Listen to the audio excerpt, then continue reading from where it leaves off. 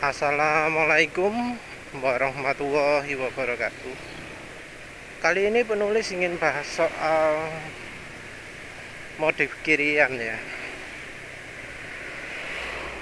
tentang kesalahan ya nggak fatal yang sering dilakukan rider, ya modifikator dalam melakukan modif kirian. Jadi kebanyakan orang itu nggak memilah-milah apa efek modifikasi itu ya. Jadi mereka nggak sadar bahwa dengan menyatukan beberapa modifikasi itu efeknya akan jadi berbeda dari apa yang mereka harapkan.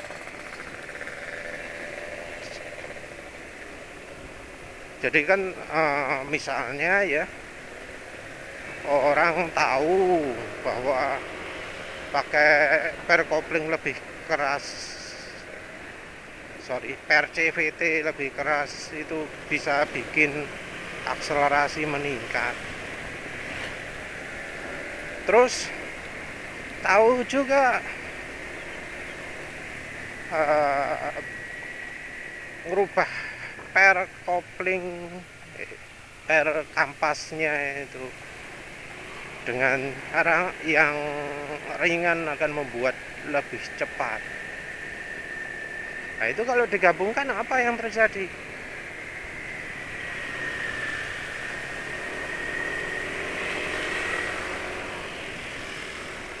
Iya, justru tarikan makin berat.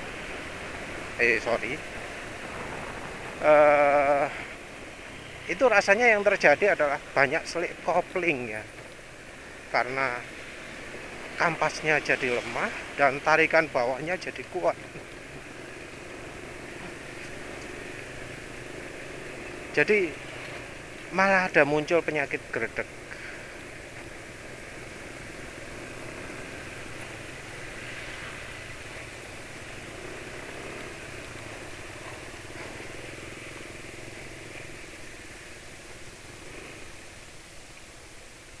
Ya kita sebenarnya harus tahu lah satu-satu mengapa kok modif tertentu itu meningkatkan akselerasi.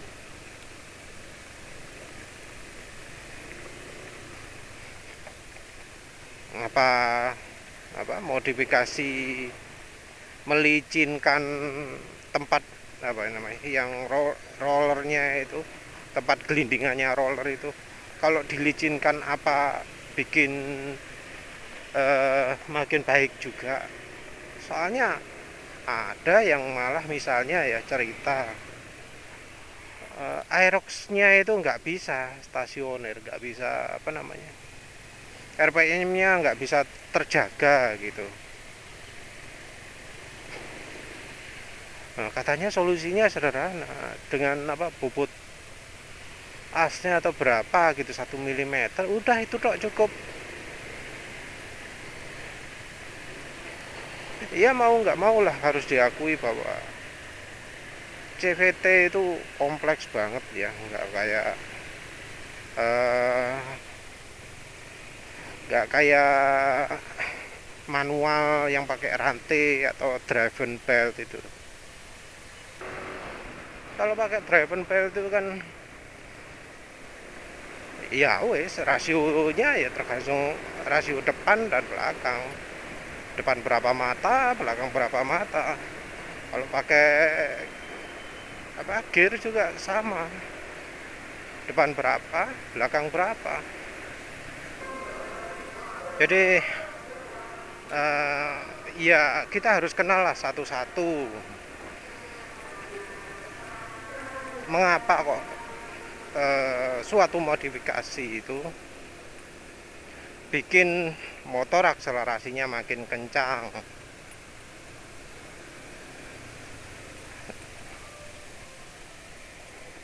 Kalau misalnya digabung ya, hal yang misalnya bikin akselerasi makin kencang, seringnya efeknya adalah top speed berkurang. Semua ini berhubungan dengan rasionya CVT. Mulai dari yang mudah dulu, roller.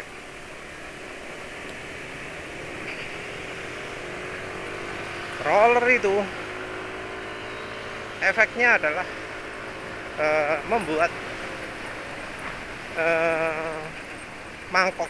mangkokan puli depan itu, membuat piringannya itu jadi makin rapat, lebih cepat atau lebih lambat. Roller yang berat membuat mangkokannya bisa pindah gigi lebih cepat. Mangkok yang ringan bisa mangkok yang ringan membuat perubahan rasio giginya lebih lambat. Efeknya apa? Kalau berubah lebih cepat, maka gigi jadi kayak dinaikkan gitulah. Kalau misalnya naik motor bebek atau sport, jalan 30 sudah masuk gigi 3, itu berat, padahal harusnya gigi 2 atau gigi 1. Nah, kalau rollernya berat, efeknya seperti itu. Efeknya rasio itu sudah naik duluan, padahal RPM belum naik. Ya karena roller ini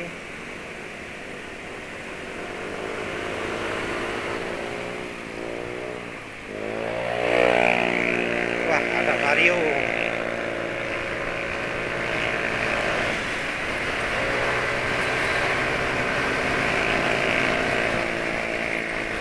Nah, roller ini juga akan terpengaruh oleh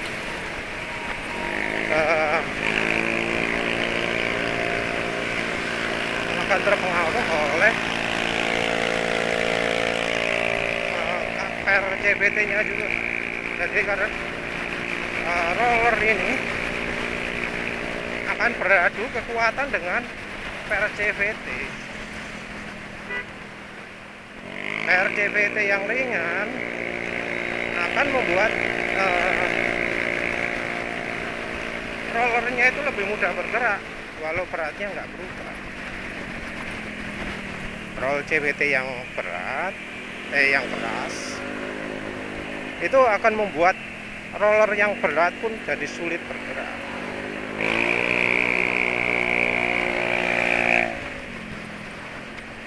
Nah, itu yang sering kali jadi kesalahan nomor 1 dari yang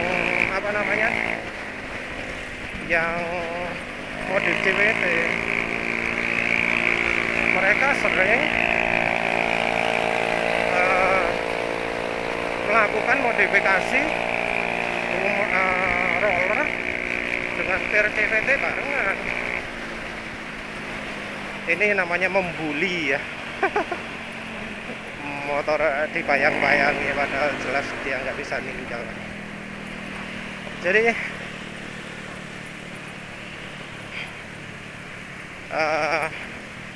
kesalahan ganti roller dengan ganti per CVT barengan itu banyak ya terjadi ya.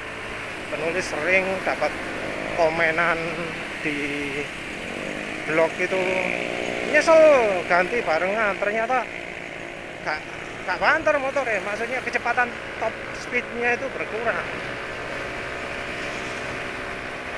Jadi karena dia pakai barengan, top speednya malah jadi turun. Akselerasi oke, tapi top speed turun jauh dari perkiraan.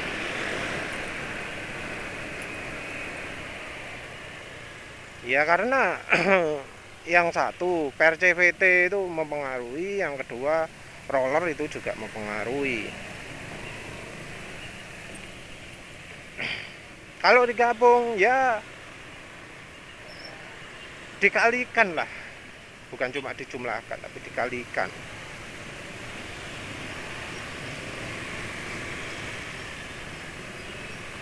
Misalnya makin keras 1,3, makin ringan 0,2 apa?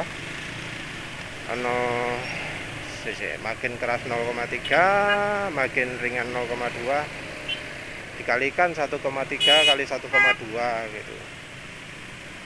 Jadi bukan 2 plus 3 tapi 1,2 kali 1,3. 1, berapa ya? 1,6 naik 0,6, naik 60%. Gede ya, kerasa banget lah ya, jadinya nggak sesuai dengan yang diharapkan.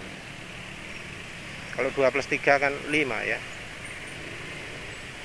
ini 1,2 kali 1,3 0,6, 5 sama 6 ya beda lah ya. Apalagi kalau dia nggak nyangka sampai peningkatannya sebanyak itu. Yang rata-rata sering itu gitu. Umumnya ya karena pingin ngirit ya, melakukan modifikasi separuh-separuh. Rollernya aja, per CVT-nya aja kan katanya bisa bikin kencang di kombinasi. Padahal kalau yang namanya modifikasi itu biasanya ya harusnya sepaket. Sayangnya ya paketannya pabrikan ini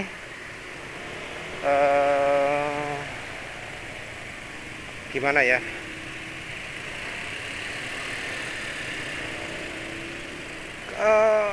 sering diajukan oleh sering di matchingkan dengan paket-paket mereka yang lain. Jadi contohnya TDR, untuk matchingkan itu untuk kirian ya, modif CVT itu biasanya kan ada paket modifikasi TDR, puli, kit komplit CVT modif dari TDR kayak gitu. Seharusnya itu ada catatan singkat, misalnya bukan untuk mesin standar, hanya untuk yang sudah bore up komplitnya TDR. Seringnya itu yang kelewatan gitu loh. Jadi ketika konsumen beli CVT TDR mesin masih standar, dia malah kecewa ya, karena modifnya itu harusnya cocoknya ketika mesin sudah makin bertenaga. Kalau mesin belum bertenaga ya nggak kuat, karena rasio giginya sudah berubah. Walau disebut rumah rollernya sudah dimodifikasi biar licin, bukan itu poinnya, tapi paketnya itu membuat rasionya berubah. Jadi gimana, diklaim pakai CVT itu top speed bisa naik 140 misalnya. Nah, tenaganya cukup enggak untuk bisa bikin motornya naik 140, untuk lari kecepatan 140? Kalau nggak bisa ya berat malah. Karena ya namanya meningkatkan top speed itu pastinya ya akan mengorbankan akselerasi. Itu sudah pakem bakunya.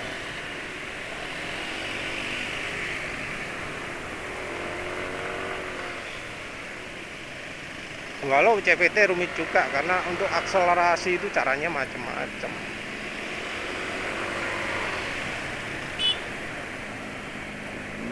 Entah apa di CVT itu ada model perpindahan rasio transmisi yang modelnya nggak linier gitu ya, tulis nggak tahu. jadi modelnya logaritmik atau apa gitu. Rumit kalau itu sudah di luar pengetahuan penulis. Barangkali itu dari beltnya J-Shock atau apa.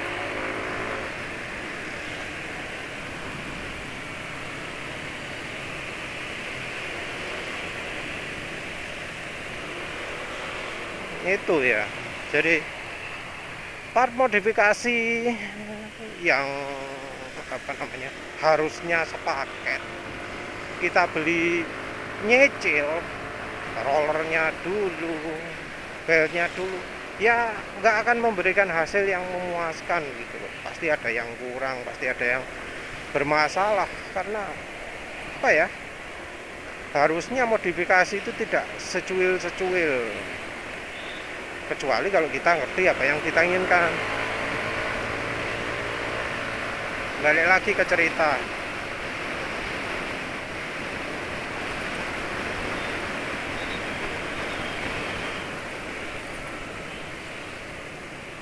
Ini maaf ya, balik lagi ke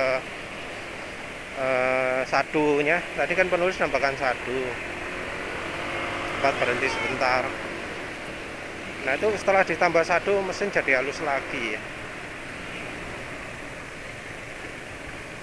Jadi halus lagi, jadi licin lagi. Jadi sudah confirm kalau pakai sadu revitalizan itu bikin licin juga. Kenapa penulis nambahnya sekarang? Katanya kan rencananya mau tiap kali ganti oli. Kenapa kok sekarang? Soalnya penulis kepikir ini kok rasanya dosisnya kurang ya. Jadi dosis sadunya itu minim, terasa efeknya kurang. Ya wis penulis tambahkan sekalian lah ya. Karena barangkali sadu yang awal-awal itu bereaksi dengan aditif bawaan, sehingga sebagian besar aditif sadu awal-awal ini bukannya melapisi atau memperbaiki kondisi mesin, tapi bereaksi dengan aditifnya. Jadi ya penulis coba aja lah tambahin, dan memang ini tambah licin sih. Licin gimana? Ya engine brake kayak gini, lepas gas rasa licin, ngegas lagi lebih enteng kayak gitu. Balik lagi ya ke CVT. Tadi sudah bicara soal roller, soal repair CVT. Ada lagi soal kampas. Kampas ini ada kampas yang permukaannya lebar, ada yang soft gitu ya. Yang dibutuhkan sih sebenarnya adalah kampas yang menggigit. Tapi kampas yang menggigit sekalipun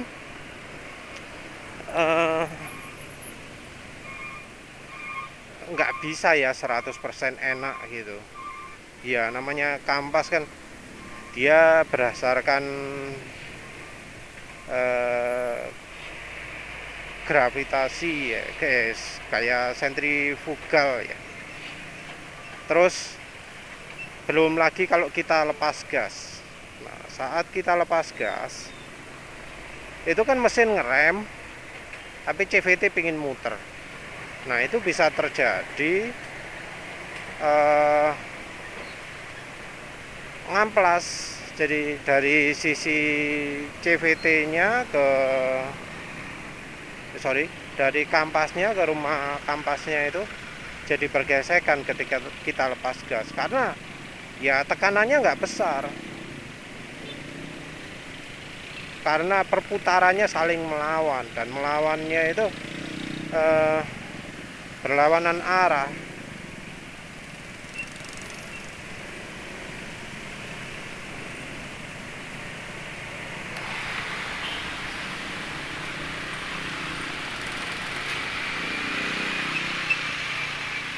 Mas, tali ini maksudnya mas, tali maksudnya.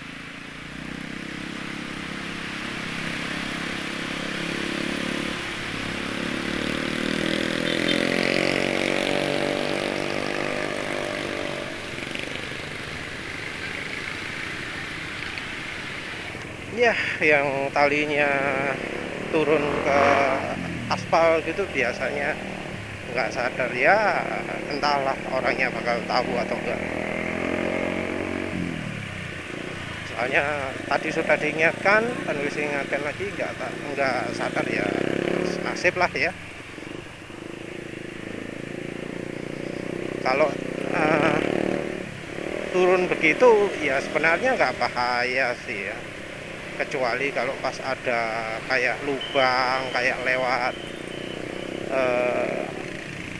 jalan yang ram-raman kayak gitu, itulah itu yang bahaya. Kalau dibiarin paling ya haus gitu aja sih. Cuma kalau sangat-sangat apes gitu ya, karena di jalan ini jarang sesuatu yang bisa nyangkutin kayak gituan. Mungkin rel kereta api ya, sebentar lagi mau rel kereta api, tapi ya enggak juga sih. Paling tasnya dulu yang kebatak, jelas putus ya wis. Terus licin sekali ya, entah tahan berapa lama. Yang kemarin itu tahannya cuma 1 hari atau 2 hari gitu licinnya. Berapa? Lebih sih ya, 3-4 hari.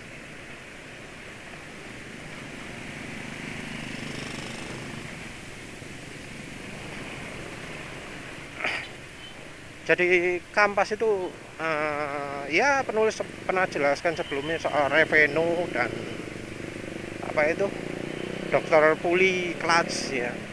Nah itu mereka pakai cara beda, dan yang dokter puli ini ada gigitan lagi, jadi ada ngeloknya juga. Oh iya, dokter pulinya mengklaim nggak ada gesekan lagi, salah ya. Iya kalau akselerasi nggak ada selip lagi, tapi kalau lepas gas itu kan kampasnya itu bakal diadu dengan rumah kampasnya juga kalau lagi lepas gas. Jadi pas habis kencang lepasnya berung gitu kan, itu diadu lah antara kampas dengan rumah kampasnya.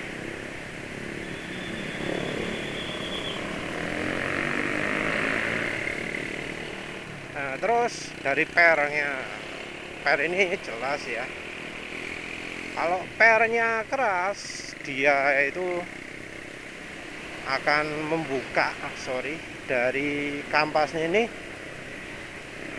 membukanya akan lebih lama, lebih di RPM tinggi. Tapi resiko lain ya, karena karena nempelnya di RPM tinggi, kekuatan nempelnya jadi lebih lemah, karena kan ya harus melawan harus melawan putaran mesin juga kalau misalnya pas kebalikan. Nah itu nempelnya itu jadi berkurang. Yang terutama itu adalah kalau misalnya dari kampas kan berhubungan dengan kecepatan ya, kayak kecepatan gini lepas gas gitu ya. Kalau kampasnya lemah, kalau pernya kuat, itu dalam kondisi kecepatan segini akan lepas.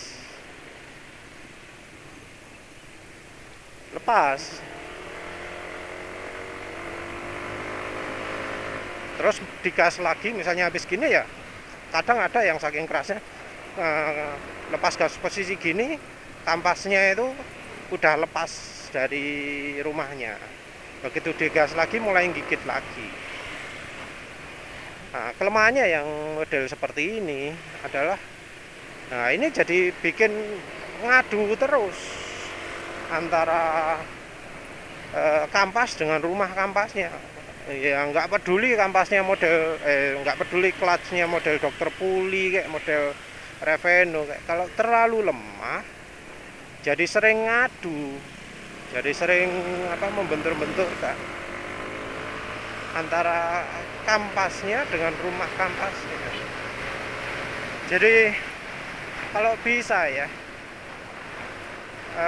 jangan memodifikasi pernya kampas koplingnya, karena ya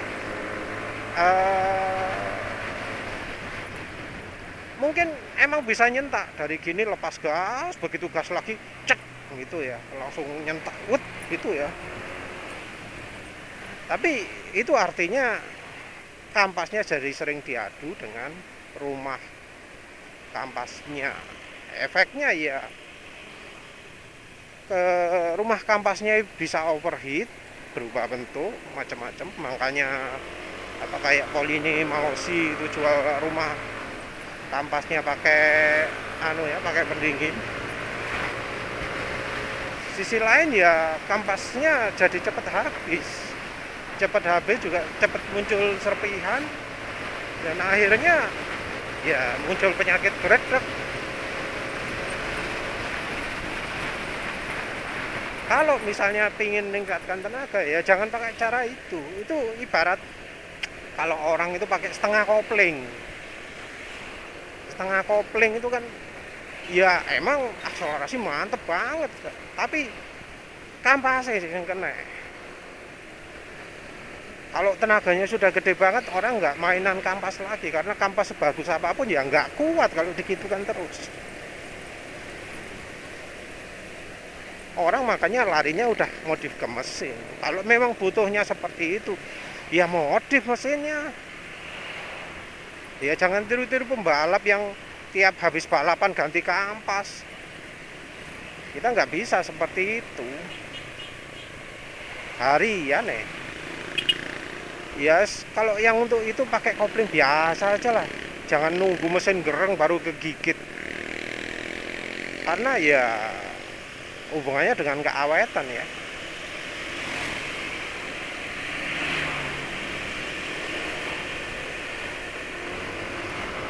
Berikutnya untuk meningkatkan top speed biasanya ya bisa ganti drive, ganti rasio gigi yang belakang. Kalau TDR biasanya produksi yang 1:32, yang 34 gitu ya, bisa itu ya. Penulis nggak tahu lah kalau soal itu. Yang jelas kalau dikombinasikan dengan belt yang modif lain-lain tanpa dicoba satu-satu bisa salah ya. Misalnya aja ngejar top speed sampai nemen, roller diberatkan, terus gear rasionya juga dikecilkan, dibesarkan, entah. Jadinya top speed mungkin di mesin dyno bisa 180, tapi di real life nggak kecapek, malah turun, akselerasi malah jadi makin payah. Nah itu beda lagi lah.